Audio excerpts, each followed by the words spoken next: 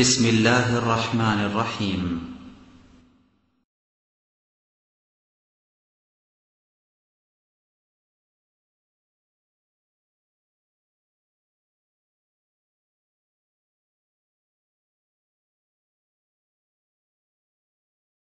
إن الحمد لله نحمده ونستعينه من يهده الله فلا مضل له ومن يضلل فلا هادي له وأشهد أن لا إله إلا الله وحده لا شريك له وأشهد أن محمدا عبده ورسوله أما بعد فإن خير الحديث كتاب الله وخير الهدى هدى محمد صلى الله عليه وسلم وشر الأمور محدثاتها وكل محدثة بدعة وكل بدعة ضلالة وكل ضلالة في النار. أعوذ بالله من الشيطان الرجيم. يا أيها الذين آمنوا إذا قمتم إلى الصلاة فاغسلوا وجوهكم وأيديكم إلى المرافق وامسحوا برؤوسكم وأرجلكم إلى الكعبين. عن أبي هريرة رضي الله تعالى عنه قال قال رسول الله صلى الله عليه وسلم لا تقبل صلاة من أحدث حتى يتوضأ رواه البخاري ومسلم.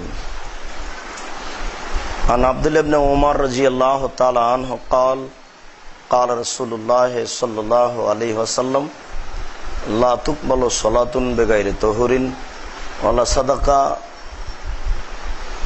بغلول رواه البخاري ومسلم. সম্মানিত মসজিদের মুসল্লি, প্রশংসা আল্লাহর জন্য, শান্তি অবতীর্ণ হোক আল্লাহর রাসূলের উপর সাল্লাল্লাহু আলাইহি সাল্লাম। আমরা বিগত সময় অবগত হচ্ছিলাম অজুর গুরুত্ব, অজুর বিবরণ, অজু করলে আমাদের কি ফলাফল রয়েছে। আমরা আজকেও অজুর গুরুত্ব সম্পর্কে এবং অজুর পূর্বে মানুষের জরুরি কিছু করণীয় এই বিষয়ে আমরা গুরুত্বপূর্ণ সংক্ষিপ্ত বিবরণের চেষ্টা করব ইনশাআল্লাহ। খুতবার শেষ অংশে আপনাদের সাথে আরো দু একটি জরুরি কথা থাকতে পারে। আল্লাহ তাআলা বলেছেন, যখন তোমরা সালাতের ইচ্ছা করবা তখন তোমরা অজু করো, মুখ ধুয়ে নাও আর হাত ধুয়ে নাও কোনই পর্যন্ত, মাথা মাসা করো আর পা ধুয়ে নাও টাকনো পর্যন্ত। এটা আল্লাহ তাআলার বিবরণ পবিত্রতা অর্জন করার ব্যাপারে। পবিত্রতা কিভাবে অর্জন করতে হবে তা রাসূল সাল্লাল্লাহু আলাইহি সাল্লাম বিস্তারিত বলেছেন এবং পবিত্রতা অর্জনের ফলাফলও বলেছেন। পবিত্র অর্জনের ফলাফলের একটি গুরুত্বপূর্ণ অংশ যা আমরা অবগত হচ্ছিলাম, তার একটি অংশ রাসূল সাল্লাল্লাহু আলাইহি ওয়াসাল্লাম বলেন, আনা আউয়ালু মাই ইউজানু লিসসুজুদি ইয়াউমাল কিয়ামা ওয়া আনা আউয়ালু মাই ইউজানু লিররাফি মিনাস সুজুদে। আমি হচ্ছি প্রথম ব্যক্তি যাকে বিচারের মাঠে মানুষ যখন বিপদে পড়ে যাবে তখন সিজদা করতে বলা হবে। আমি হচ্ছি প্রথম ব্যক্তি যাকে বিচারের মাঠে সিজদা করতে বলা হবে। আমি হচ্ছি প্রথম ব্যক্তি যাকে সিজদা থেকে মাথা উঠানোর জন্য বলা হবে। তো আমাকে যখন মাথা উঠানোর জন্য বলা হবে তখন আনজুরু ইলা মা বাইনা ইয়াদাইয়া, তখন আমি আমার সামনের দিকে লক্ষ্য করব। ওয়া আন খালফি মিসলা যালিক, আমি ওই সময় আমার পিছন দিকেও অনুরূপ লক্ষ্য করব। ওয়ান এমিনি মিসলা যালিক, আমার ডান দিকে অনুরূপ লক্ষ্য করব। ওয়ান শিমালি মিসলা যালিক, আমার বাম দিকে অনুরূপ আমি লক্ষ্য করব। এতে আরিফু উম্মতি, আমি আমার উম্মতদেরকে চিনতে পারবো। সামনে পিছনে ডানে বামে লক্ষ্য করাতে আমি আমার উম্মতদের চিনতে পারতো। কিলা, তখন রাসূল সাল্লাল্লাহু আলাইহি সাল্লামকে বলা হলো, কাইফা তারিফু উম্মাতাক বিমাইনে নূহ ইলা উম্মাতিক। এই লক্ষ কোটি মানুষ সেই নূহ আলাইহিস সালাম থেকে নিয়ে আপনার উম্মত পর্যন্ত এত মানুষ, আপনি এইসব মানুষের মাঝে আপনার উম্মতকে কিভাবে চিনতে পারবেন? একটু পরিচয় বলেন তো, কিভাবে আপনি দেখে চিনবেন যে এগুলি আমার উম্মত?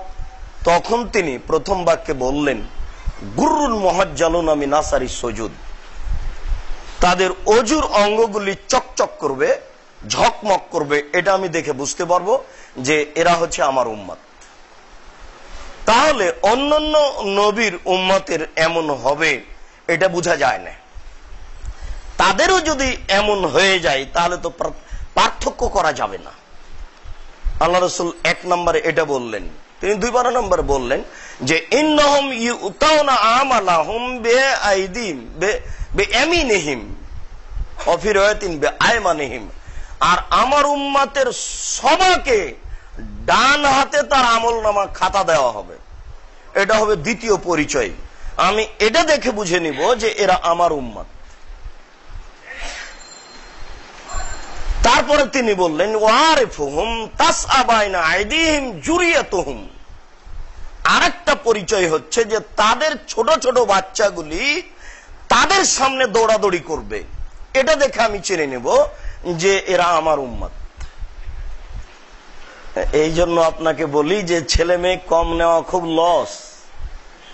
ছেলে মেয়ে কম নিলে ইহকালেও লস, পরকালেও লস। ছেলে মেয়ে বেশি হওয়াতে সামাজিক দ্বন্দ্ব যেমন দেখছেন, দ্বন্দ্ব ঠেকানোর জন্য তেমন বেশি হবে।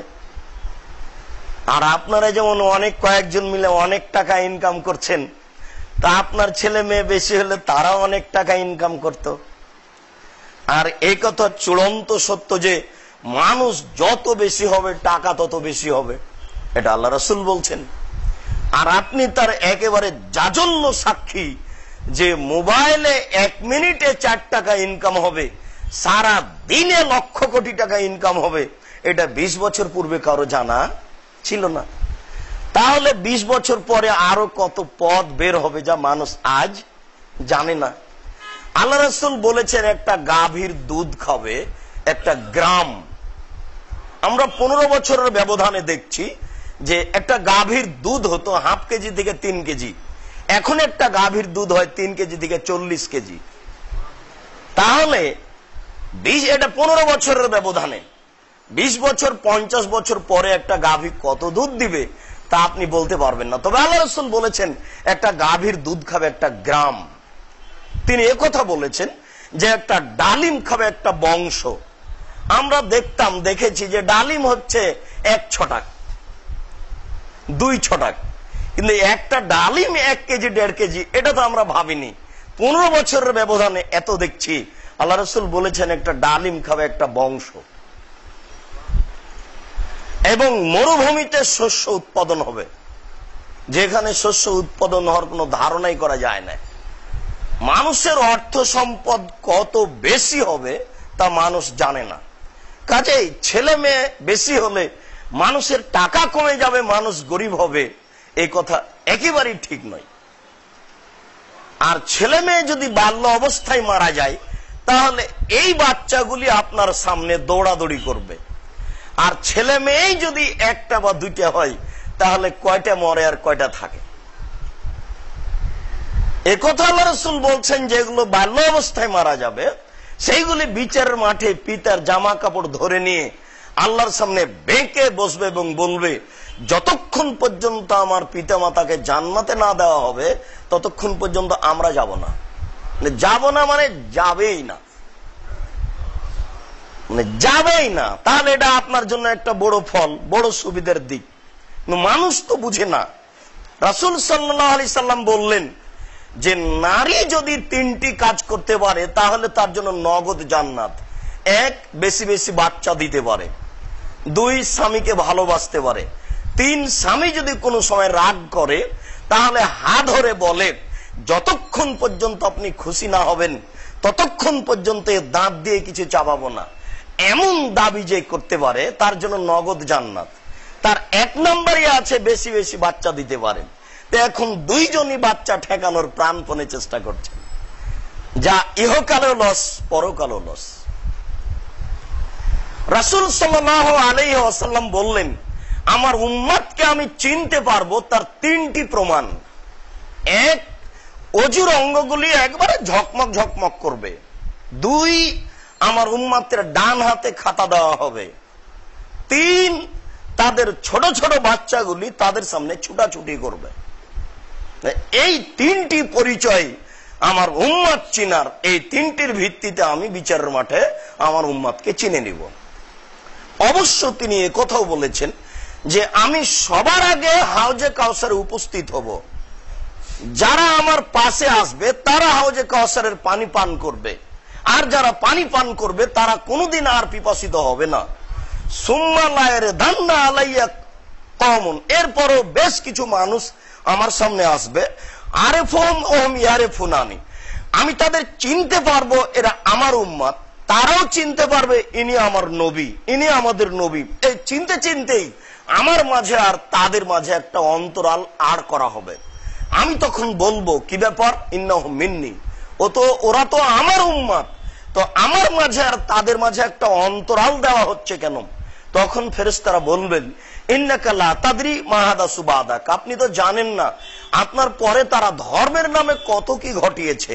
এই কথা ঠিক যে তারা আপনার উম্মত, কিন্তু তারা ধর্মের নামে অনেক কিছু ঘটিয়েছে। তারাই 27 রজব রোজা থেকেছে, অনেক, তার মধ্যে একটা। যারা এইগুলো করবে তারা আপনার সামনে উপস্থিত হবে। তারপরে ফেরেশতারা যখন এই মন্তব্য করবেন তখন আল্লাহ রাসূল বলবেন, সোহকান সোহকান লেমান বাদদালা দিনী, যারা আমার দিনের পরিবর্তন ঘটিয়েছে তারা এখান থেকে সরো, তাদের ধ্বংস। তাহলে তিনি চিনবেন এই কথা ঠিক। তবে এক শ্রেণীর মানুষের উপরে এমন মন্তব্য করবে এ কথাও ঠিক। এখন আমরা অজু করার পূর্বে আমাদের জীবনে করণীয় কিছু জরুরি কাজের দিকে এগিয়ে যাই।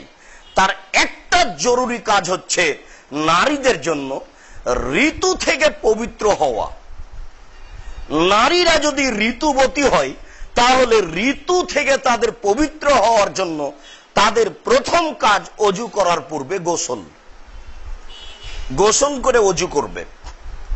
উল্লেখ্য যে সে পবিত্র হয়ে গেছে, গোসল না করার পূর্বে আপনি তাদের সাথে মিলামিশায় যেতে পারেন, তবে পবিত্রতা অর্জনের পরে যাবেন, এটাই সুন্দর। তাকে গোসল করতে হবে, গোসল করার পরে অজু করতে হবে। গোসলের বিবরণে আল্লাহ রাসূল বলেছেন যে গোসল করার পরে সে তার লজ্জাস্থানে আতর ব্যবহার করবে। অত্র বিবরণ পেশ করে আপনাদের সামনে জোরালোভাবে এই কথাটিও বলতে চায় যে আমরা যখন থেকে আমাদের জ্ঞান হয়েছে তখন থেকে এদেশের মাটিতে একটা কথা আমরা শুনে আসি যে মহিলারা নখে মেহেদি, হাতের নখে মেহেদি লাগাতে পাবে, তবে পায়ের নখে মেহেদি লাগাতে পাবে না। কেন? রাসূল সাল্লাল্লাহু আলাইহি সাল্লাম দাড়িতে মেহেদি লাগিয়েছেন। তো যেই জিনিস তিনি দাড়িতে লাগিয়েছেন সেই জিনিস নারী পায়ে লাগাবে, এটা কেমন কথা? এই একটা দীর্ঘদিন থেকে আমরা কথা অবগত হয়ে আছি। ঠিক এই কথাটা ওইরূপ, যেমন ভাবে আমরা জানি যে পশ্চিম দিকে মুখ পা করে শুইতে হয় না, এটা আমরা যে কিভাবে জানি তা নিজেই জানি না। বিবরণ তো আছেই যে পেশাব পায়খানাতে পশ্চিম দিকে মুখ করা যাবে না, কিন্তু ঘুমানোর ব্যাপারে পশ্চিম দিকে পা করা যাবে না, এইভাবে তো রাসূল কিছু বলেননি। তিনি ঘুমানোর ব্যাপারে সুন্নাত বলেছেন যে ডান কাতে শুইতে হবে, দোয়া পড়ে শুইতে হবে। মাথা কোন দিকে পা কোন দিকে এ ব্যাপারে তিনি কিছু বলেননি। ঠিক ওই কথাটা যেমন একেবারে ধারাবাহিক ভাবে অবগতিতে চলে আসছে, এই কথাও তেমন ধারাবাহিক ভাবে অবগতিতে চলে আসছে। তো আল্লাহ রাসূল দাড়িতে মেহেদি লাগিয়েছেন এই কথা তো ঠিক, কিন্তু আল্লাহ রাসূল আতর তো দাড়িতেও লাগিয়েছেন। তো নারীদের যে বললেন যে তারা ঋতু থেকে যখন পবিত্র হবে তখন তারা আতর ব্যবহার করবে, তো আতর তো আল্লাহ রাসূল দাড়িতে লাগিয়েছে। বিষয়টি আমি কতদূর আপনার সামনে পেশ করতে পারলাম এবং আপনি অবগত হলেন কিনা আপনাকে আমি এই বিবরণ পেশ করে বলতে চাচ্ছি যে ওই কথা মিথ্যে। মহিলারা হাতের নখে তো মেহেদি লাগাবেই, পায়ের নখেও লাগাতে হবে। যেখানে যেখানে মেহেদি লাগালে তাদেরকে সুন্দরী মনে হবে সেখানে লাগাতে হবে। এটাই ধর্মীয় জরুরি ব্যাপার, লাগাতেই হবে। হাতে পায়ে মেহেদি লাগাতেও বাধ্য, যদি না লাগায় আল্লাহ রাসূল তার তীব্র নিন্দা করেছে। এখানে তার পবিত্রতার ব্যাপারে রাসূল সাল্লাল্লাহু আলাইহি সাল্লামের মুখ থেকে যেটা ঊর্ধ্বে সীমা বোঝা যায়, তিনি বলেন তুসাল্লি সালাসা ইশরিনা ইয়াওমান ও লাইলাতান ও আরবা ও ইশরিনা লাইলাতান। একজন মহিলা পবিত্র অবস্থায় সালাত আদায় করবে 23 দিন, তাহলে কয়দিন অসুস্থ থাকলো? 7 দিন। একজন মহিলা পবিত্র অবস্থায় সালাত আদায় করবে 24 দিন, তাহলে কয়দিন অপবিত্র থাকলো? 6 দিন। রাসূল সাল্লাল্লাহু আলাইহি সাল্লামের পক্ষ থেকে এ ব্যাপারে একটা চূড়ান্ত হিসাব। 10 দিন যাবত নারী ঋতুবতী থাকবে, এ ব্যাপারে কোনো সহিহ হাদিস নেই। 15 দিন কোন নারী ঋতুবতী থাকবে, এ ব্যাপারে কোনো সহিহ হাদিস নেই। তবে 3 দিনে তার ঋতু ভালো হতে পারে, এ ব্যাপারে সহিহ হাদিস আছে। 1 দিনে তার ঋতু ভালো হতে পারে, এ ব্যাপারে তার সহিহ হাদিস আছে। অত্র বিবরণে সংক্ষিপ্ত ভাবে জেনে নিলাম যে একজন নারীর ঊর্ধ্বে অপবিত্র থাকার সময় হলো 7 দিন। 7 দিনের বেশি থাকবে না। এ ব্যাপারে তার জন্য জরুরি অবগতি যে প্রথম দিন যে ঋতু হওয়ার পরে যে কয়েকদিন ছিল, এটাই তার চূড়ান্ত হিসাব। এই জন্য তার মাকে এ ব্যাপারে সতর্ক থাকতে হবে। তার মা তার একটা দিনই ব্যাপারে তাকে অবগত করাবে যে এই তোমার ঋতু হওয়ার ব্যাপারে তুমি ঋতুবতী থাকবে, এর সময় হলো মোটামুটি এটা। প্রথম যেটা ছিল এটাই তার, তবে সেটা অবশ্যই 7 দিনের বেশি হবে না। শরীয়ত 7 দিনের বেশি এটাকে নাকচ করেছে, তবে তার আগে ভালো হয়ে যেতে পারে। ঠিক অনুরূপী একজন মহিলার বাচ্চা প্রসব হয়েছে, তার ওই ঋতুবতী তার অপবিত্র থাকার সময় ঊর্ধ্বে টাইম হলো 40 দিন। সবাকেই 40 দিন থাকতে হবে এটা বিবরণ নয়। যখনই সে রক্ত থেকে পবিত্র হয়ে যাবে, 10 দিন পরে হতে পারে, 7 দিন পরে হতে পারে, 20 দিন পরে হতে পারে, যখনই পবিত্রতা অর্জন করবে তখনই তাকে গোসল করে সালাত আদায় করতে হবে। তাকে গোসল করতে হবে এ বিবরণে এখানে আমরা বললাম যে তার সময়সীমা এই। অনেক সময় দেখা যায় যে 3 দিন ঋতু থাকার পরে আবার 5 দিন ভালো থাকলো, আবার রক্ত দেখা দিল, এমন তাদের হতে পারে। এটা হয়েই যায়, তখন ধরতে হবে এটা ইস্তেহাজা, রক্তজনিত রোগ। সেটাই তার হিসাব হবে। প্রথম দিনের যে হিসাব ছিল, তখন ওই প্রতি মাসে ও একটা হিসাব করে 7 দিন ঊর্ধ্বে বা প্রথম দিন যাত্রা যেটা ছিল সেটা চূড়ান্ত মেনে নেওয়ার পরে বাকি দিনগুলি রক্ত থাকলেও তাকে সালাত আদায় করতে হবে। তখন সে গোসল করে অথবা ওযু করে সালাত আদায় করবে। আমরা বলছিলাম যে সালাতের জন্য ওযু করার পূর্বে তাকে গোসল করে নিতে হবে, গোসল করার পরে সে ওযু করবে। তার পবিত্রতার একটি বিবরণ। আমাদের পবিত্রতার আরেকটি জরুরি বিবরণ যে পেশাব পায়খানার প্রয়োজন হয় মানুষের, মানুষ মাত্র এটা স্বাভাবিক হয়েই থাকে।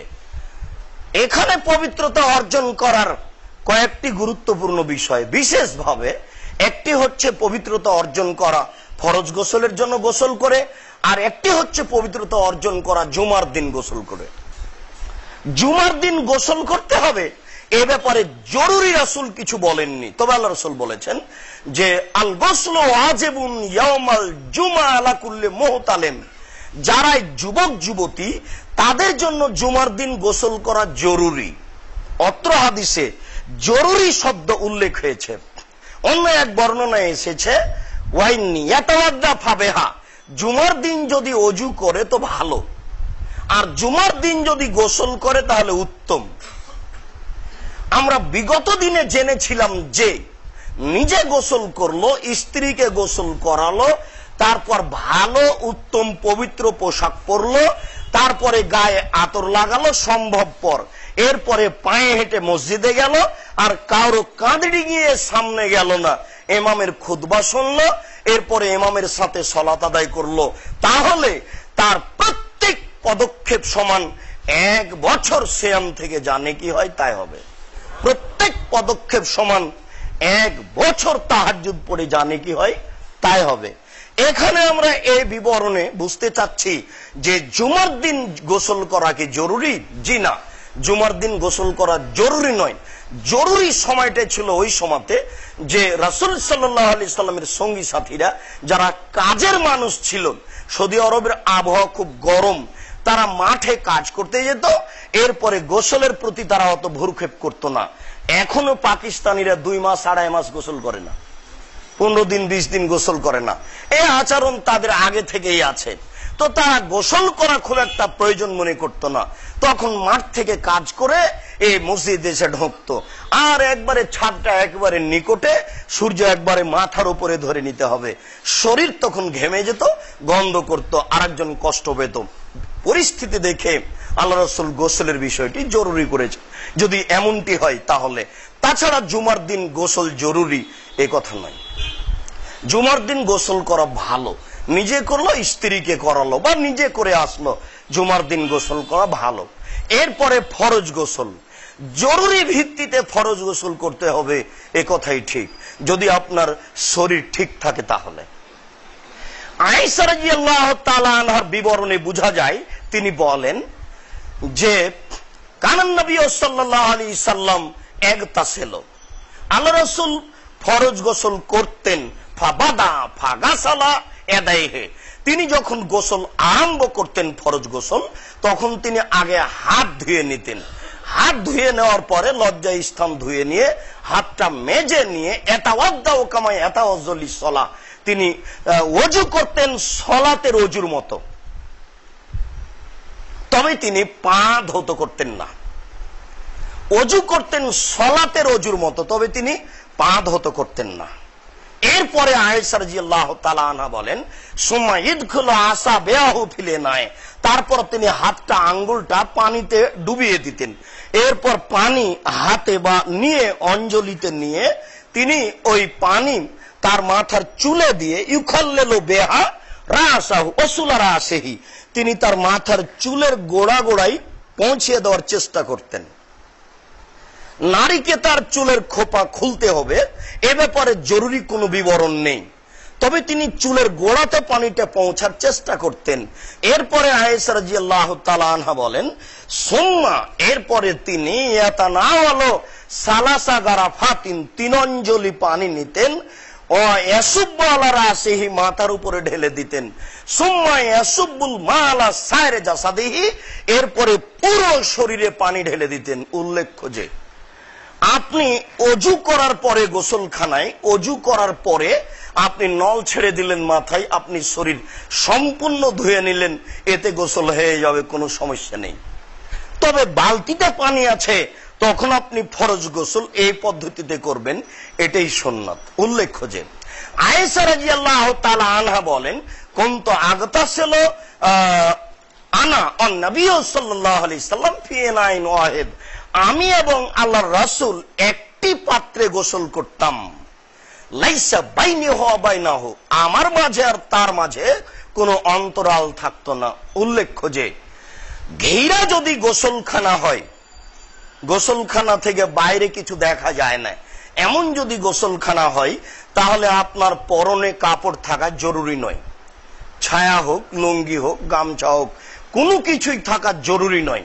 আপনি রাখেন সেটা আপনার ব্যাপার, তবে রাখতে হবে শরীয়ত এমন কিছু আপনাকে বলেনি।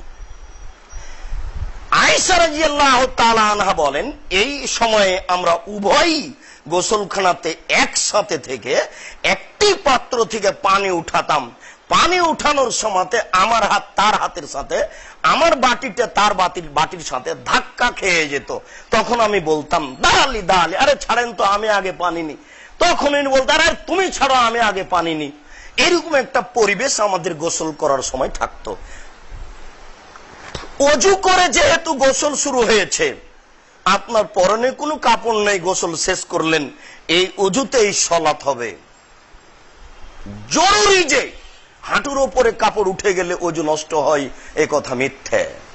বাচ্চাকে দুধ খাওয়ালে অজু নষ্ট হয়, এ কথা মিথ্যে। কুকুরে কাপড় ছেড়ে নিলে অজু নষ্ট হয়, এ কথা মিথ্যে। মাথা থেকে কাপড় পড়ে গেলে অজু নষ্ট হয় এ কথা মিথ্যে, খিলখিল করে হাসলে অজু নষ্ট হয় এ কথা মিথ্যে।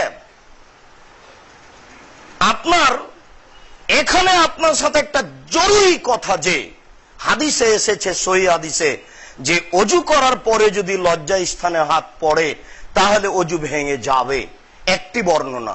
আর একটি বর্ণনা হচ্ছে এই যে ওই অঙ্গ মানুষের শরীরের একটা অঙ্গ, অজু ভাঙবে না। এই সময়ে বিদ্বানগণ বলতে চেয়েছেন যে, মাঝহাবিগণ বলছেন যে কোনো সমস্যা নেই, এতে অজু ভাঙবে না।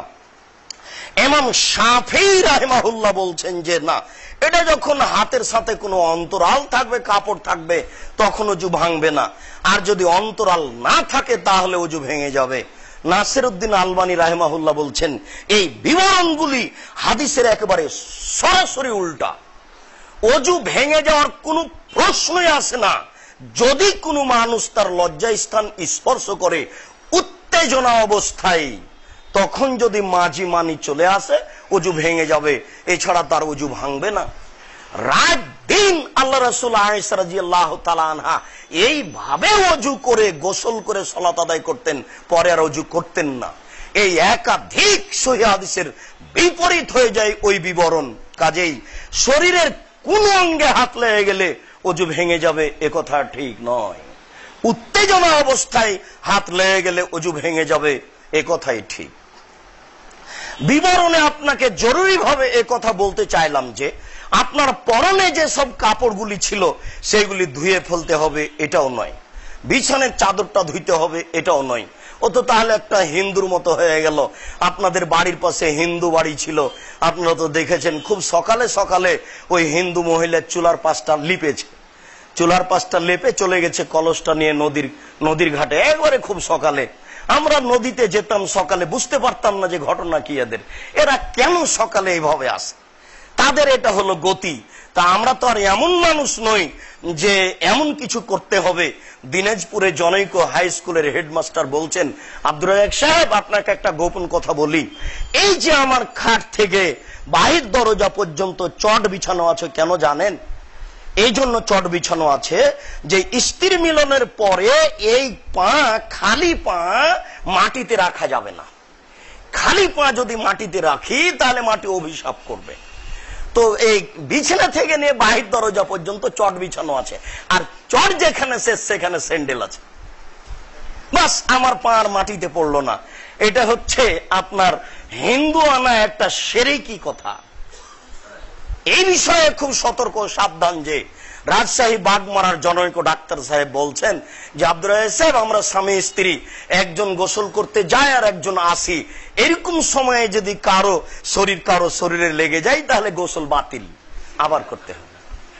আয়েশা রাদিয়াল্লাহু তাআলা আনহা বলেন যে আমি গোসল করিনি, আল্লাহ রাসূল করে আমার শরীরের সাথে শরীর লাগিয়ে শুয়ে থাকতেন, তখন তিনি গরম অনুভব করতেন আমার শরীরের মাধ্যমে, তখন তাদের আপনার গোসল ভাঙলো না।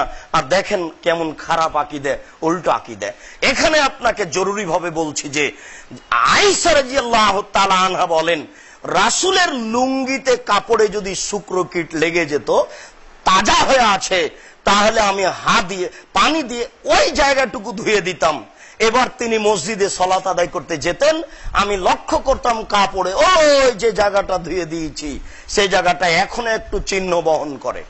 আবার তিনি বলেন যে যখন তার শরীরের কাপড় চোপড়ের এই শুক্রকীট শুকিয়ে যেত, তখন আমি আর পানি দিয়ে ধুইতাম না, আহুক্কহু, আমি হাত দিয়ে এটা ডলে দিতাম।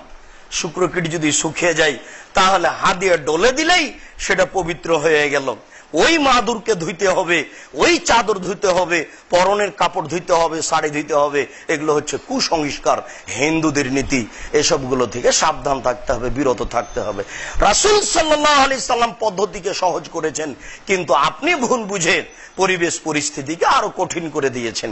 পবিত্রতার অংশে আরো আপনাকে বলতে চাই, আবু হুরায়রা রাদিয়াল্লাহু তাআলা আনহু বলেন, রাসূল সাল্লাল্লাহু আলাইহি ওয়াসাল্লাম বলেছেন, এই যা দাখালা আহাদুকুমুল খালা, যখন তোমাদের কোনো ব্যক্তি পেশাব পায়খানায় যাবে ফালিয়াকুল, সে যেন বলে আল্লাহুম্মা ইন্নী আউযু বিকা মিনাল খুবুস ওয়াল খাবায়েস, আমি পরিত্রাণ চাচ্ছি অপবিত্র জিন এবং জিন্নি থেকে।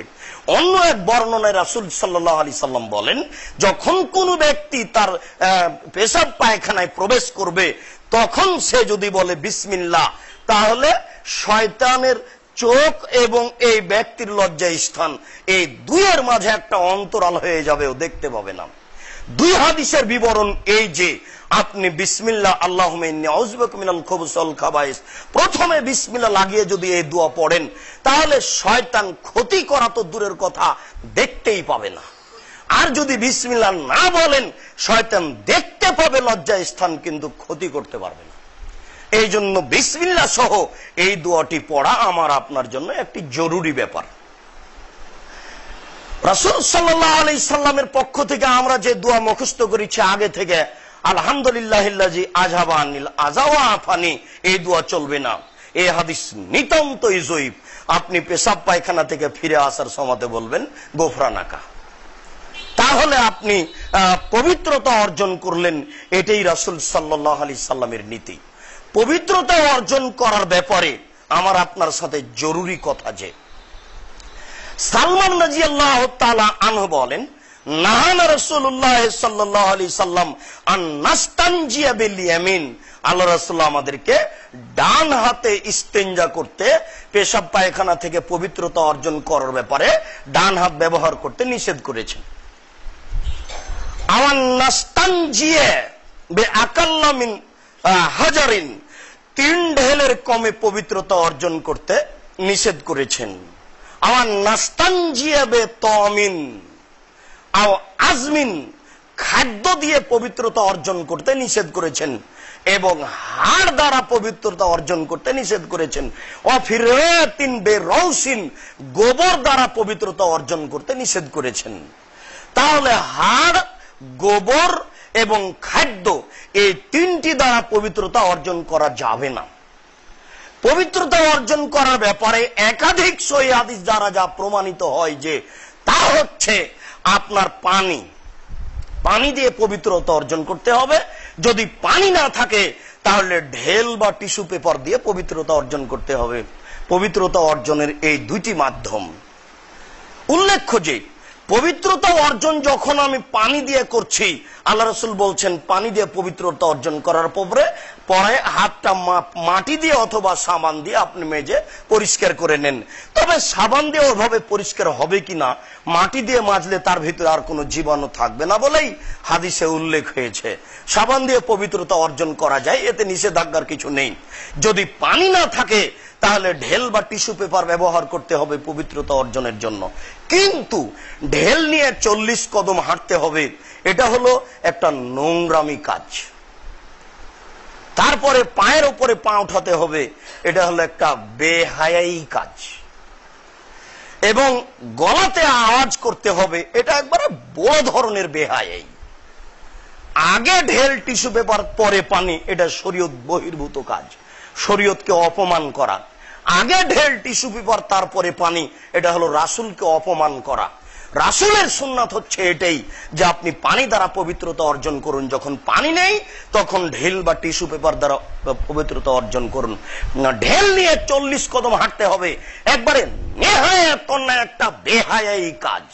পায়ের উপরে পা উঠাতে হবে, এটা একটা নোংরা জঘন্য কাজ। এটা শরীয়ত কোনো মতেই মেনে নেবে না। যদি এখানে একটা বোকামি কথা তাকে বলা যেতে পারে যে ও যে 40 কদম হেঁটে বেড়াচ্ছে পবিত্রতা অর্জনের জন্য, তো ওকে পবিত্রতা অর্জন করা লাগে, তার বউকে লাগে না? তার বউ কবে হাঁটে, কোথায় হাঁটে তার বউ? আশ্চর্য। ঠিক এই ভাগটা ওরকম হয়ে গেছে যে ওরা বলছে যে পুরুষ বুকে নাভির নিচে হাত বাঁধবে আর নারী বুকের উপরে হাত বাঁধবে। আরে আশ্চর্য, এই ভাগ করলেন কি করে আপনি?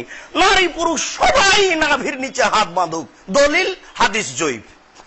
নারী পুরুষ সবাই বুকের উপরে হাত বাঁধুক, দলিল হাদিস সহিহ। তা আপনি এক ভাগ গ্রহণ করেন, কিন্তু পুরুষ নিচে আর নারী উপরে, এরকম ভাগ পৃথিবীতে কোনো জাল ভুয়া হাদিসও নেই। এই কথাটা যেমন একেবারে একটা মিথ্যা, শরীয়তকে অমান্য করা একটা কর্ম, ঠিক তেমনি ও পবিত্রতা অর্জনের জন্য ভাগ করে নিয়েছে, স্ত্রীকে এই কাজ সুযোগ দেয়নি। এটা হচ্ছে একটা শরীয়তের মিথ্যে গতি, যা শরীয়ত গ্রহণ করতে পারে না, কখনো নয়, কখনো নয়। এ ব্যাপারে সকল মুসল্লিকে বিশেষভাবে সতর্ক সাবধান করা হচ্ছে। আল্লাহ আমাদের বুঝ দান করুক। আল্লাহুম্মা আমিন। আল্লাহুম্মা সাল্লি আলাইহি।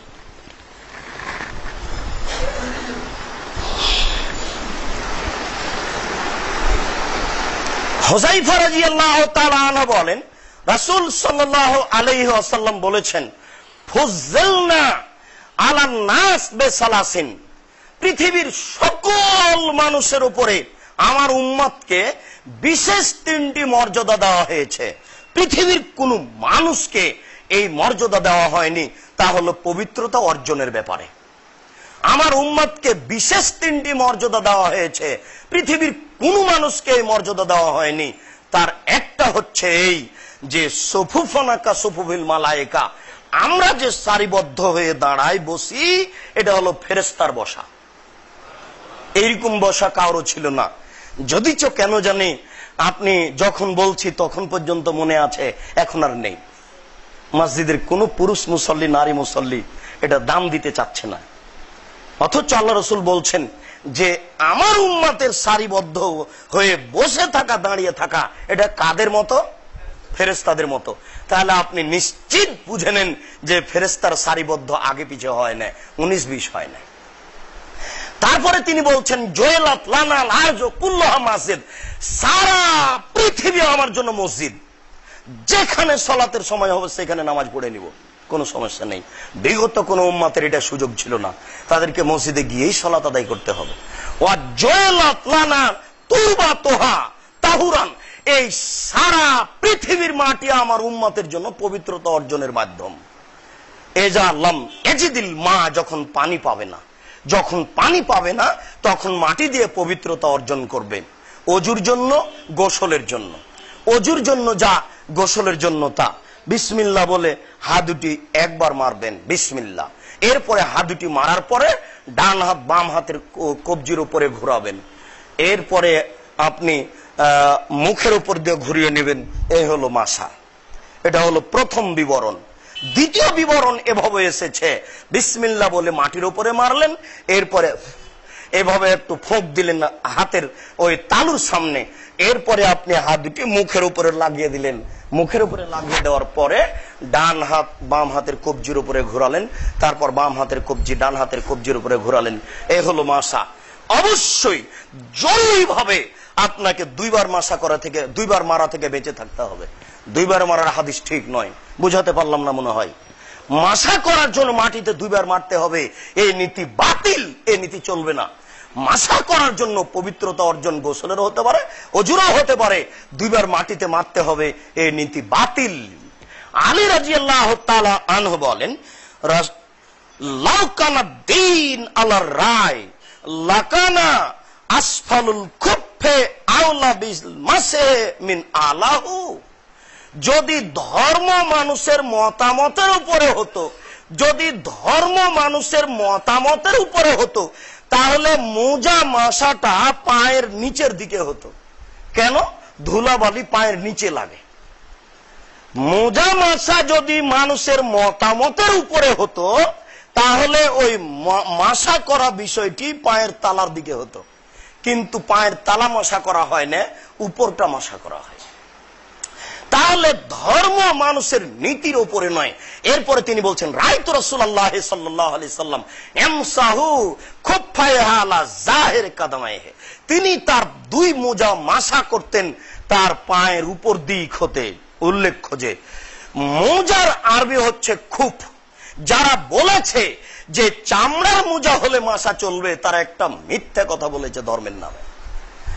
কাপড়ের মোজার জন্য ভিন্ন আরবি, চামড়ার মোজার জন্য ভিন্ন আরবি, এই শব্দ আল্লাহ রাসূল উল্লেখ করেননি। কিয়ামত পর্যন্ত যার নাম মোজা, মাটির হোক আর চামড়ার হোক আর লোহা লাক্কড়ের হোক আর সুতার হোক, যে জিনিসেরই পৃথিবীতে যারা মোজা হিসেবে ব্যবহার করবে, তার উপরে মাসা করবে, এটাই শরীয়ত। কখনো যেন কোন নীতি কোন মানুষের মন্তব্য যেন আপনাকে পরিবর্তন করতে না পারে। উল্লেখ্য যে আপনি মোজা দুটা যখন ঢুকিয়েছেন তখন অজু করে ঢোকাতে হবে। অজু না করে যদি মোজা ঢুকিয়ে থাকেন, এবার আপনি অজু করছেন, মোজার উপরে মাসা করবেন, এটা চলবে না। কথা যে বুঝাতে পারলাম কিনা, যদি কোন জায়গায় অস্পষ্ট থেকে যায় তাহলে আবারও বলবেন। তবে এখানে যেটা জোরালোভাবে আপনাকে বলছি, পৃথিবীতে মোজার পার্থক্য যে বিবরণ, এটা একটা মিথ্যা বিবরণ। যেই জিনিসেরই মোজা হোক তার আরবি হলো খুব, লোহা, লাক্কড়, মাটি, পাথর, ইট, সুতা, চামড়া, যার দ্বারা মোজা তৈরি হবে সেই মোজার উপরে মাসা চলবে, এটাই শরীয়ত। এ ব্যাপারে রাসূল সাল্লাল্লাহু আলাইহি সাল্লাম কোন বিবরণ আপনার সামনে পেশ করেননি। রাসূল সাল্লাল্লাহু আলাইহি সাল্লামের ওযু করার পূর্বে আর একটি গুরুত্বপূর্ণ কথা, যে রাসূল সাল্লাল্লাহু আলাইহি সাল্লাম বলেছেন যে মানুষের সালাত কবুল হবে না যার ওযু ভেঙে গেছে, যতক্ষণ পর্যন্ত ওযু না করছে। আল্লাহ রাসূল বলছেন, লা লা তুকবালু সালাতুন বিগাইরি তাহুরিন ওয়ালা সাদকাতুন মিন গুলুলিন। আমানতের খেয়ানত করে দান করলে নেকি হয় না। 10-এর পয়সা আত্মসাৎ করে, ঘুষ দিয়ে, মিথ্যে সিগনেচার দিয়ে কোটি টাকা ইনকাম করে মসজিদ মাদ্রাসায় দান করে নেকি হয় না। ঠিক ওযু ছাড়া যেমন নামাজ কবুল হয় না, ওযু ছাড়া যেমন নামাজ কবুল হয় না, অবৈধ পয়সা দান করে তেমন নেকি হয় না। দুটা নাকচ শব্দ আল্লাহ রাসূল দুটাই পাশাপাশি বলে দিয়েছেন। ওযুর আমাদের সালাত আদায়ের জন্য জরুরি। তো এর পূর্বে আপনার কাছে জরুরি একটি কথা, রাসূল সাল্লাল্লাহু আলাইহি সাল্লাম বলছেন, লাউলা আশুক্কালা উম্মতি লা আমারতু মায়াতাখারা বিল ইসায়ে অবিসসাকে ইনদা কুল্লি সালাতিন। আমি যদি আমার উম্মতের উপরে ভারী না মনে করতাম তাহলে আমি এশার সালাতকে দেরি করে আদায় করতে বলতাম। সবাইকে বলতাম এই রাত 12টায় সালাত আদায় করো, 11টায় একটার সময় এশার সালাত আদায় করো, কিন্তু এটা আমার উম্মতের উপরে ভারী হয়ে যাবে, এই জন্য এটা আমি বলছি না। রাসূল সাল্লাল্লাহু আলাইহি সাল্লাম বলছেন, আমার উম্মতের উপরে যদি আমি ভারী না মনে করতাম তাহলে প্রত্যেক সালাতের সময় মেসাক করার জন্য আদেশ করে দিতাম। আদেশ করাই হলো, আপনি না করলে পাপী হবেন না এটুকু শিথিল। তাছাড়া আপনাকে বলা হলো যে আপনি পারলে প্রত্যেক ওযুর সময় দাঁত পরিষ্কার করেন, এটাই জরুরি ব্যাপার। দাঁত পরিষ্কার করে ওযু করলে 27 গুণ নেকি বেশি হবে, এ কথা মিথ্যে। মেশাক করে ওযু করলে নেকি বেশি হবে, এ কথা মিথ্যে। পাগড়ি বেঁধে নামাজ পড়ালে নেকি বেশি হবে, এই কথা মিথ্যে। পাগড়ি বেঁধে নামাজ পড়ালে নেকি বেশি হবে ব্যাপারে যত হাদিস আছে সব জাল, সব মানুষের বানানো। ঠিক মেশাক করে ওযু করলে নেকি বেশি হবে, এ ব্যাপারে যত হাদিস আছে সব জাল, মানুষের বানানো। রাসূল সাল্লাল্লাহু আলাইহি সাল্লাম বলছেন যে প্রত্যেক নবীর বৈশিষ্ট্য 10টা ছিল। সকল নবীর বৈশিষ্ট্য 10টা। 1, মোচ কেটে ফেলতে হবে, ব্লেড ব্যবহার করা যাবে না। 2, এ ফল্লাহা, দাড়ি বড় করতে হবে, ছোট করাও বড় পাপ, চেঁচে ফেলাও বড় পাপ। 3, আসওয়াক, মেসওয়াক করতে হবে, এটা নবীদের বৈশিষ্ট্য। 4, অলিস্তেনশাক, নাকে পানি দিয়ে নাক ঝাড়তে হবে। 5, কুলি করতে হবে। 6, গসল বারাজেম, ওযু গোসলের সময়তে নখগুলো ভালো করে ধৌত করতে হবে। 7, নাক ফুলে বেতে বগলের লোম উঠিয়ে ফেলতে হবে। জনৈক মুসল্লি একদিন খুব ক্ষেপে আমার সামনে বলছিলেন যে আপনি বলেছেন যে উঠিয়ে ফেলতে হবে, উঠিয়ে ফেলা তখন কষ্টকর, আল্লাহ রাসূল বলেছেন উঠিয়ে ফেলার কথা, আপনার সামনে আমি এটাই পেশ করলাম। কিভাবে আপনি করবেন সেটা আপনার ব্যাপার। যদি আপনি আগে থেকে অভ্যাসী হতেন তাহলে এই কষ্টকর বিষয়টি আসতো না। নারী পুরুষের একই হুকুম, নারী পুরুষ সবাকেই বগলের লোম উঠিয়ে ফেলতে হবে। ও হালাকুল আনাফ, নিচের লোম পরিষ্কার করতে হবে, ঊর্ধ্বে টান 40 দিন। কি দিয়ে পরিষ্কার করতে হবে এই কথা আল্লাহ রাসূল বলেননি, যা দিয়ে সম্ভব, যেভাবে সম্ভব। 40 দিন পার হলে পুরুষ ও নারী গুনাহগার হবে, এ কথাই ঠিক। আমরা রাজশাহী চাঁপাইনবাবগঞ্জের মানুষ মুখে মুখে শুনেছি যে নারীরা যদি ব্লেড ব্যবহার করে তাহলে তার খাটলি উঠে না, এটা একটা মিথ্যা কথা। এটা একবারে ধর্মের নামে অনেক বহু মিথ্যা কথা আছে, তার এটা একটা মিথ্যা কথা। পুরুষ ও নারীকে পরিষ্কার পরিচ্ছন্নতার পথ অবলম্বন করতে হবে, ঊর্ধ্বে টান 40 দিন, যেভাবে সম্ভব, যা দিয়ে সম্ভব।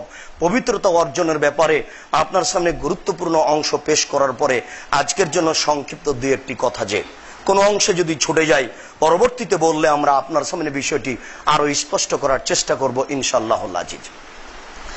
আজকের জন্য জরুরি সংক্ষিপ্ত কথা যে আপনি মনে রাখবেন, বর্তমান সময়ে ইসলামকে এবং মুসলিমকে, আল্লাহ রাসূলকে তীব্রভাবে গালি দেওয়ার এবং রাসূলের চরিত্রের তীব্র নিন্দা করার যে মানুষ দেখছেন, এটা আজকের চরিত্র নয়, এটা চিরদিনের চরিত্র।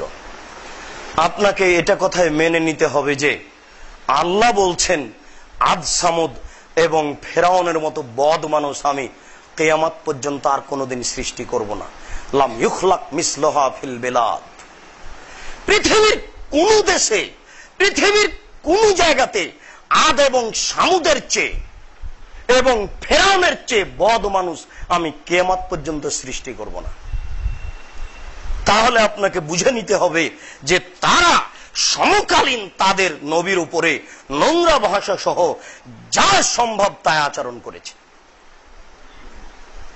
একেবারে পা ধরে রশি বেঁধে দিয়ে রাস্তায় টেনেছে আর পিটিয়েছে, পিটাতে পিটাতে পিটাতে এক পর্যায়ে ছেড়ে দিয়েছে। মুখের ভাষা যা চলেছে চলেছে এবং এভাবে শাস্তি দিয়েছে। চিরাচরিত এটা নবীর নীতি। আমার নবী সাল্লাল্লাহু আলাইহি সাল্লামের সাথে দুই একটি কথা। আল্লাহ রাসূল ওই তায়েফে গেলেন দাওয়াত দিতে, দিয়ে কি ভাষায় তিনি দাওয়াত দিলেন তা বোঝা যায় না। তবে আয়েশা জিজ্ঞাসা করলেন, আল্লাহ রাসূল আপনার জীবনে সবচেয়ে কঠিন দিন কোনটা বলেন তো? তখন বললেন উনি যে, দেখো আয়েশা, আমি ওসাইদ ইবনে কোলাইলের কাছে দাওয়াত দিতে গেছিলাম তায়েফে, ওর বাড়িতে। তো ও আমাকে যা বলল তারপর আমি উঠে চলে আসলাম, অনেক পথ আসলাম, ওই আপনার কারণ বাজারে চলে আসলাম মোহাম্মদপুর থেকে। কারণ বাজারে গিয়ে আমার চেতনা ফিরল, কি ব্যাপার, আমি কেন এখানে? দেখি আমার মাথার উপরে মেঘের ছায়া, মেঘ দাঁড়িয়ে আছে। তার মানে ওই বাড়ি থেকে উঠে এই কারণ বাজার পর্যন্ত যে এসেছি, এতক্ষণই সময় আমার কোনো জ্ঞান ছিল না। তার কথা এত খারাপ ছিল, সে আমার সাথে এত মন্দ আচরণ করেছে। ওই সময়তে জিবরাইল আমাকে বললেন যে, বলেন, শুধু খালি অনুমতির অপেক্ষা আছে, আপনি অনুমতি দিলে ওসাইদ ইবনে কোলাইলের গ্রামকে, এলাকাকে একবার পাহাড় তুলে নিজে চাপিয়ে দেব। তখন আল্লাহ শুনলেন, না এটা লাগবে না, এটা আমি চাচ্ছি না। আল্লাহ রাসূল ওমর, আবু বকর সিদ্দিক গেলেন ইবনু সাইয়াদের সাথে সাক্ষাৎ করতে, ওই নাকি দাজ্জাল। তো ইবনু সাইয়াদ গুনগুন গুনগুন করে কি বলছে, আল্লাহ রাসূল একটু খেজুর গাছের আড় দিয়ে দিয়ে যাচ্ছেন, ও যেন দেখতে না পায়। চট করে ওর মা দেখে নিয়েছে, এই তো মোহাম্মদ। তখন বলছে যে, ইবনু সাইয়াদ, এই যে মোহাম্মদ এসেছে। তো চট করে গুনগুন শব্দ বন্ধ করতে লাফ দিয়ে দাঁড়িয়ে গেছে। তখন আল্লাহ রাসূল বলছেন, এই বল আমি কে? বলে, আপনি নবী। আপনি বলেন তো আমি কে? তখন আল্লাহ রাসূল বলছে, তুই কে? তোকে আর আবার কি বলবো? তো বলছে, আমিও রাসূল। তোর কাছে কি আছে? সত্য মিথ্যা সবই আছে, সর, এটা তুই মিথ্যা কথা বলছিস। তখন উমর রাদিয়াল্লাহু তাআলা বলছেন, অনুমতি দেন, দিয়ে দিয়ে একটু। তখন আল্লাহ রাসূল বলছেন যে, উমর, যদি দাজ্জাল হয় তাহলে তো তুমি মারতে পারবে না, ওটা মারবে ঈসা আলাইহিস সালাম। আর দাজ্জাল যদি নাই হয়, তাকে মেরে কি লাভ? আপনাকে আমি একটা বিবরণ শোনাচ্ছি। এই ছেলে, তুমি অত ক্ষিপ্ত হয়ে উঠলে কেন? তুমি ভুল বুঝেছ, সেটাই তোমাকে আমি বুঝাচ্ছি। এটা বুখারী মুসলিমের হাদিস। একটা লোক রাসূলের সামনে এসে বলছেন যে, আপনি ইনসাফ করেন, আপনি বেইনসাফ করে জনগণের টাকা ভাগ করছেন আপনি। তখন আল্লাহ রাসূল বলছেন, বলো কি তুমি? আমি পৃথিবীতে সবচেয়ে বড় ইনসাফপর মানুষ, আমার চেয়ে কেউ ইনসাফপর হবে না। তখন উমর বলছেন যে, আল্লাহ রাসূল বলেন, একে একটু মেরে দিই। তখন আল্লাহ রাসূল বলছেন, না। আল্লাহ রাসূলের মুখের উপরে বলছে যে বেইনসাফ।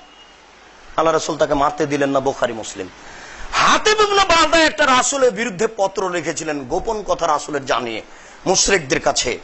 তখন আল্লাহ রাসূলকে জিবরাইল বললেন যে, আল্লাহ রাসূল একটা পত্র কিন্তু একজন বৃদ্ধা নিয়ে যাচ্ছে, আপনি খবর নেন।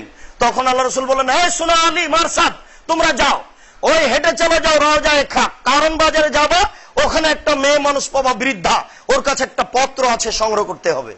এবার দুইজন, তিনজন, চারজন ছুটলেন, ছুটতে ছুটতে ঠিক একবারে রওজায়ে খাকে দেখছেন একজন বৃদ্ধা মহিলা। এই তোমার কাছে একটা পত্র আছে, দাও। জি না, আমার কাছে পত্র নেই। আছে অবশ্যই। না, নেই।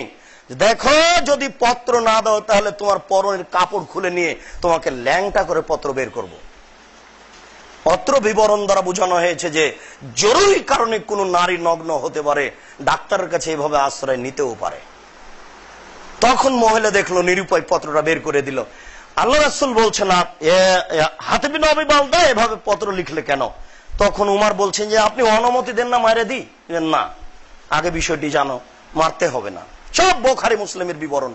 একজন লোক এসে বলছে, আল্লাহ রাসূল, আপনাকে আমার বাড়ির গোলাম খুব গালি দেয়, খুব গালি দেয়, আমার মনটা খারাপ হয়ে গিয়ে একবার তোর পেটের উপরে ছুরি চালিয়ে দিয়েছি, ওকে মেরে ফেলেছি।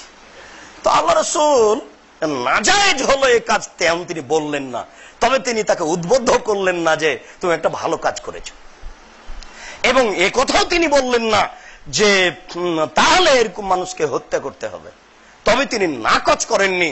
এই জন্য বোঝা যাচ্ছে যে এমন মানুষকে যদি মুসলিম শাসক শাস্তি দিতে পারে সালমান রুশদির মতো, তাহলে তাকে হত্যা করতে হবে, হত্যা করা যায়। কিন্তু তার ব্যাপারে প্রতিকার কি, এটা আপনার সাথে কথা। আবু হুরায়রা বলছেন যে আমার মা আপনাকে রাত দিন গালি দেয়, একটু আপনি দোয়া করেন তো। আবু হুরায়রা তার মাকে মারেনি বলে প্রমাণ হচ্ছে দোয়া করার জন্য বললেন, বুখারী মুসলিম। এতগুলি বিবরণ পেশ করে আপনাকে বলতে চাচ্ছি, আপনার চিন্তা চেতনা কি ভুল হচ্ছে? আপনার চিন্তা চেতনা শরীয়তের দৃষ্টিতে ভুল হচ্ছে। শুনুন, মানুষের অন্যায় ঠেকানোর দুটি পথ। স্বৈরাচারী শাসক হবে চিরদিন, এ কথাই ঠিক। শাসকের চোখ নাই, শাসক যে প্রতি বছর যায় হজ করতে, উমরা করতে, দেখতে পায় না। কিসের হজ, কিসের উমরা, কাকে দেখাতে চাচ্ছেন আপনি এগুলি? धर्म की राजशाही चांपाईनबाबगंज हवाई लड्डू, दोनों हाथ में लड्डू है, जो चाहे उसको खा ले, जो चाहे उसको छोड़ दे। इच्छा मतो अपनी हज करबे ना और उमरा करबे ना, आल्लाह कबुल करे निबेन, कारो चोखे पड़े ना। आल्लाह रसूल के এইভাবে বলা হচ্ছে আর আপনি চুপ করে বসে আছেন কেন? কেন থাকবেন? তোমাদের আমাদের কর্মসূচি কি? শুনুন, এইভাবে মিছিল বের করা, যেখানে গুলি হবে, যেখানে লাঠি চার্জ হবে, এটা শরীয়ত অনুমোদন করে না। অন্যায় ঠেকানোর দুইটা পথ, একটা হলো বক্তব্যের বৈঠক। সারা বাংলাদেশের জেলায় জেলায় আলেম ওলামাদের পক্ষ থেকে, সচেতন শিক্ষিত মানুষের পক্ষ থেকে এর তীব্র নিন্দায় বৈঠক করতে হবে এবং মিডিয়ায় দিতে হবে, পত্রিকায় এবং চ্যানেলে, সারা পৃথিবীতে চ্যানেলে এই কথা জানাতে হবে এবং প্রত্যেকটা পত্রিকায় আপনার কলমে এটা আসবে। এটা হচ্ছে শরীয়ত প্রমাণ। রাসূল সাল্লাল্লাহু আলাইহি সাল্লাম প্রেসিডেন্ট হেরাক্লিয়াসের কাছে পত্র দিলেন, তাকে দাওয়াত দিচ্ছেন পত্র দেওয়ার। হেরাক্লিয়াস রাসূলের পত্র গ্রহণ করেনি। রাসূল সাল্লাল্লাহু আলাইহি সাল্লাম পত্র দিয়েছিলেন পারভেজ কায়সার, খসরু পারভেজ, ইরানের প্রেসিডেন্টকে। ইরানের প্রেসিডেন্ট পত্রটা পাওয়ার সাথে সাথে, বাহ মোহাম্মদের সাহস কত গো, এই কথা বলে পত্রকে একবারে ছিঁড়ে টুকরা টুকরা করেছিলেন। পত্রের 5 পয়সা দাম দেয়নি। তো এই পদ্ধতি আপনাকে অবলম্বন করতে হবে।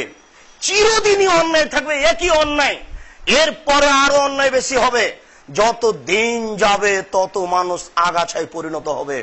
যারা নেতৃত্ব দিবে তারা হবে ইতর শ্রেণীর মানুষ, তারা হবে আগাছা। ওরাই তো বিলের ধারে গামছা পরে খালি পায়ে ছাগল চড়ায়, তো তারাই তো নেতা। আল্লাহ রাসূল বলছেন ও হচ্ছে একেবারে ইতর শ্রেণীর, নিম্ন শ্রেণীর মানুষ। ও হচ্ছে গাইবান্ধা, রংপুর, গোবিন্দগঞ্জের ভাষায় বেন্যার বাচ্চা। ও হচ্ছে রাজশাহী, চাঁপাইনবাবগঞ্জের ভাষায় ছোট লোকের বাচ্চা। আপনি কল্যাণের আশা করছেন কি করে? আপনি আশ্চর্য। আল্লাহ রাসূল বলছেন এই কথা, নেতৃত্ব দিবে আগাছা। আল্লাহ রাসূল বলছেন নেতৃত্ব দিবে ইতর শ্রেণীর মানুষ। আল্লাহ রাসূল বলছেন যে নেতৃত্ব দিবে কয়েকদিন আগে বিলের ধারে পুকুর পাড়ে গামছা পরে খালি পায়ে ছাগল চড়াতো, ওই হবে নেতা। আপনি তার চাইতে পারেন নবীর কল্যাণ, ধর্মের কল্যাণ, সে উল্টা পথে চলবে, এই কথাই ঠিক। ও যখন উল্টা পথে চলবে তখন আপনি তার পথে পা দিবেন, এই কথা ঠিক নয়। গণতন্ত্রকে যদি মাওলানা দেলোয়ার হোসেন সাঈদী না মেনে নিত, তাহলে আজকে তার ছবির উপরে মানুষ স্যান্ডেল মারতো না। যে লোকটা স্যান্ডেল মেরেছে ওই তাকে দাওয়াত দিয়ে বক্তব্য শুনেছে, ওর বাড়িতে উনি দাওয়াত খেয়েছেন, আপনাকে প্রমাণ দিতে হবে। আমি তার পক্ষের মানুষ নয়, আপনাকে কথা বলে রাখলাম। গণতন্ত্রই সবচেয়ে খারাপ। গণতন্ত্রের পরিণতি এটা, গণতন্ত্রের একটা প্রহসন, তাছাড়া কিছু নয়। পৃথিবীতে সবচেয়ে ন্যাক্কারজনক, নোংরা, জঘন্য, বর্বর কাজ হচ্ছে গণতন্ত্র। এর চেয়ে খারাপ কোনো কাজ পৃথিবীতে বর্তমানে নেই। অতএব যুবক দল, সম্মানিত দিনী ভাই বোন, আপনাদেরকে খুতবার শেষে গত জুমায় সতর্ক করেছি, ফিরে আসতে হবে এই পথ থেকে। এই পথ রাসূলের নয়। রাসূলের পথ হচ্ছে তুমি পারলে মিডিয়া দখল করো, যেমন জাকির নায়েক সারা পৃথিবীর মানুষকে কাট করে দিয়েছে। সব মিডিয়াতে আপনি এই কথা বলেন এটা ঠিক নয়, প্রত্যেকটা পত্রিকা বলেন আপনি এই কথা ঠিক নয়, প্রত্যেকটা যে দেশে জেলা ভিত্তিক শহরে বক্তব্য দিয়ে আপনি বলেন এর তীব্র নিন্দা করি। কিন্তু রাস্তায় নেমে গেলেন এইভাবে যে এখানে গুলি হবে, লাঠিচার্জ হবে, জীবন যাবে মানুষের, এই পথ রাসূলের কোনোদিনই নয়। কোন সাহাবী করেননি, কোন তাবী করেননি, কোন যুগে করা হয়নি। এটা পদ্ধতি ঠিক নয়। এটা হলো গণতন্ত্রের পদ্ধতি। গণতন্ত্রের পদ্ধতি ইসলাম গ্রহণ করে না। আপনি শরীয়ত ঠেকাতে চাচ্ছেন কেন? আমার হাতে জিম্মেদারি দেওয়া হয়েছে। কেউ যদি আজকে বাংলাদেশের লোক 3 নম্বর শ্রেণীর বোকা শ্রেণীর লোক যদি বলে যে কোরআন মাজিদের আয়াতের পরিবর্তন করতে হবে, তাহলে হয়ে গেল আশ্চর্য। সারা পৃথিবীর মানুষ যদি বলে কোরআনের আয়াত পরিবর্তন করতে হবে, 5 পয়সা দাম নাই। এই চাপে নবমের ভাষাতে যে কলা দেখায় না, ওই কথার এই কলা দাম নাই, 5 পয়সা দাম নাই। কিয়ামত পর্যন্ত সারা পৃথিবীর মানুষ যদি বলে কোরআনের আয়াতের পরিবর্তন করতে হবে, হবে না। কেন? ওটা রক্ষা কে করেন? আল্লাহ করেন। তবে প্রত্যেক অন্যায়কারীকে ঠেকানোর জন্য আল্লাহ ব্যবস্থা করেন, ওটা সময়ের ব্যাপার। সময় হলে মানুষ ঠেকে যাবে। তাই তো আপনাকে বলি আমি যে পৃথিবীতে মানুষের নিরুপায় রয়েছে। কে যদি দেখতে চান তাহলে দেখেন খুলনার অঘোষিত সম্রাট এরশাদ সিকদার টাকা দিয়ে নিজেকে ঠেকাতে পারেনি। যদি আপনি দেখতে চান দেখেন একবারে সারা দেশের প্রেসিডেন্ট সাদ্দাম রাতে রাতে দেশ দখল করে নিতে পারে, ক্ষমতা দিয়ে নিজেকে রক্ষা করতে পারেননি। আপনার দেশও তার জাজল্য প্রমাণ। কয়েকদিন আগে যারা ছিল আজ তারা নেই। এখন মনে হচ্ছে এই বাংলাদেশের গাছপালা, মাটি, নারী, পুরুষ সবাই আওয়ামী লীগ, এমন মনে হচ্ছে না? কিছুদিন পরে এটা থাকবে না, কোনো দিন থাকে না, চিরদিন থাকবে না। আপনাকে এটা মেনে নিতে হবে। এই দেশের মাটিতে মোগলেরা ছিল 750 বছর, আজ নেই। এই দেশের মাটিতে ইংরেজ ছিল 190 বছর, আজ নেই। এই দেশের মাটিতে পাকিস্তানিরা ছিল 24 বছর, আজ নেই। এটা পৃথিবীর গতি। আজ যার ক্ষমতা আছে কালকে থাকবে না। আপনি রাসূলের গতিতে আগান সম্মানিত দিনী ভাই। রাসূলের গতিতে আপনাকে আগানোর জন্য, রাসূলের বৈশিষ্ট্য অনুযায়ী সামনে চলার জন্য আপনার নিকটে বিনীত অনুরোধ রেখে পবিত্রতার বিষয়ে যা বললাম সেগুলি লক্ষ্য করার অনুরোধ রেখে বলছি, আল্লাহ আমরা মানুষ, আমরা ভুল ত্রুটির ঊর্ধ্বে নই। আমাদের বুঝো ভুল ত্রুটির ঊর্ধ্বে নয়। আমরা কোন জায়গাতে বুঝেও ভুল করতেও পারি। তো তুমি বড় দয়াশীল, তুমি বড় ক্ষমাশীল। তোমার দরবারে আমরা বিনয়ের সাথে বলি, আমাদের যারা মারা গেছে তুমি তাদের ক্ষমা করো। আমরা যারা অসুস্থ তুমি তাদের আরোগ্য দান করো। আমরা যদি কোনো কথা বুঝতে ভুল করে বলে থাকি তাহলে সেটা তুমি ক্ষমা করো। আমরা তোমার কাছে যেটা চাচ্ছি তুমি সে অনুযায়ী আমাদের চলার তৌফিক দান করো। তুমি আমাদেরকে তোমার রাসূলের পদ্ধতি অনুযায়ী চলার তৌফিক দান করো। এই দাবি, এই দোয়া তোমার দরবারে রেখে আজকের জুমার সংক্ষিপ্ত খুতবা এখানে শেষ করলাম। সাল্লাল্লাহু আলাইহি।